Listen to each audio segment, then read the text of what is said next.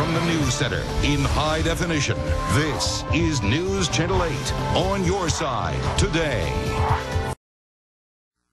Are you the type of person who has to make sure everything you do, everything is absolutely perfect? Well, you could be a perfectionist, and a recent study suggests being a perfectionist could actually be bad for you. In Your Health Today, we take a look at one man who tackled that problem and is making some changes. Randall Roser admits it. Everything in his life has to be just right. Some people look at my perfectionism as being on the worst end. Roser is a fashion retailer and says he knows that he drives his staff and himself crazy, making sure that his store area is perfect. And I guess it's also contributing to being, a high achiever. There are a lot of people like Randall who are perfectionists and may not know it or admit it. A study on the subject did identify 3 types of perfectionists. Self-oriented, those who expect perfection of themselves.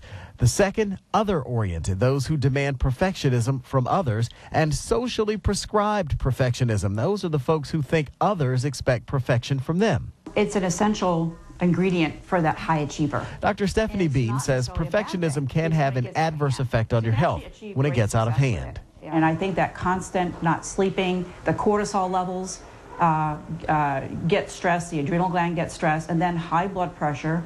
It leads to being overweight, and it leads to that irritability. A recent study backs that up. Researchers followed 450 self-described perfectionist seniors for 6 years and 5 months. They found they had a 51% higher death rate.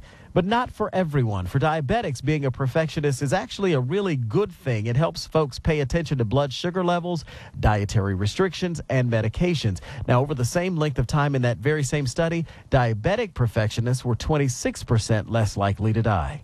We have to have a reality check sometimes. Randall understands that. Dr. Bean treated him using more of a whole being approach to his wellness, and now physically, he's completely different. This is him before he came to Dr. Bean. He's lost some 30 pounds or more. He has done well, but you and I were just talking, we're sort of perfectionists, kind of. I know, but I told you earlier, having 4 children makes it hard to be one. No, it just makes you a little yeah, maybe crazier. more so.